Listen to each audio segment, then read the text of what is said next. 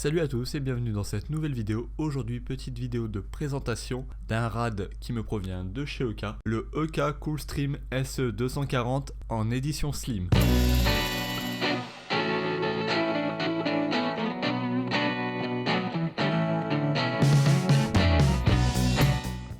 Eh bien, commençons par l'emballage et comme d'habitude chez EK, nous nous retrouvons avec un packaging très soigné, comme pour les produits précédemment présentés sur la chaîne, avec le logo EK sur la face avant ainsi qu'en dessous le nom du produit.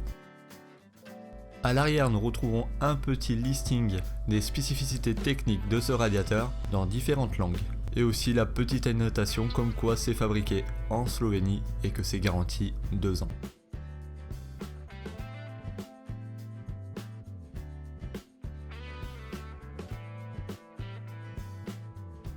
Et donc déballons un peu ce radiateur qui se trouve dans une petite boîte pour le protéger. Nous retrouvons le sac de visserie pour pouvoir le fixer, ainsi que le radiateur en lui-même. Le tout bien sûr emballé dans du papier bulle histoire de ne pas l'abîmer.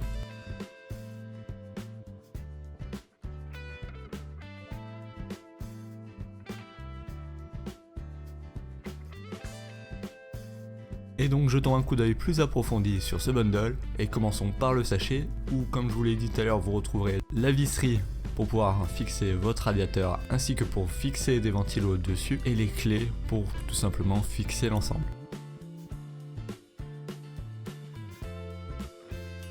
Bon, il est temps de sortir ce radiateur de son sac en papier bulle pour pouvoir l'observer de plus près et pouvoir en parler.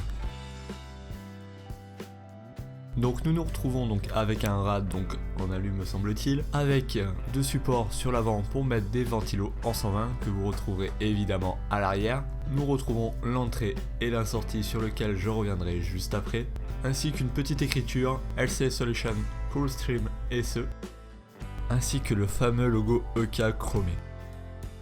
Matos EK oblige, l'ensemble respire la qualité et ce rad est très bien fini.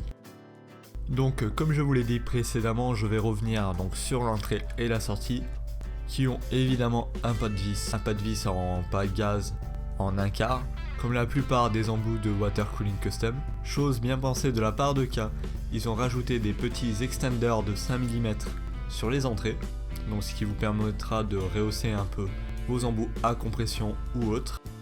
Ce rad a une grosse densité au niveau des ailettes histoire de compenser sa faible épaisseur. Bon, en espérant que cette vidéo vous ait intéressé, n'hésitez pas à liker ou à disliker. Perso, ce qui m'intéresse le plus, c'est vos commentaires juste en dessous. Et n'hésitez surtout pas à jeter un coup d'œil à ma chaîne et à vous y abonner si celle-ci vous intéresse. Puis je vous dis à bientôt pour une nouvelle vidéo.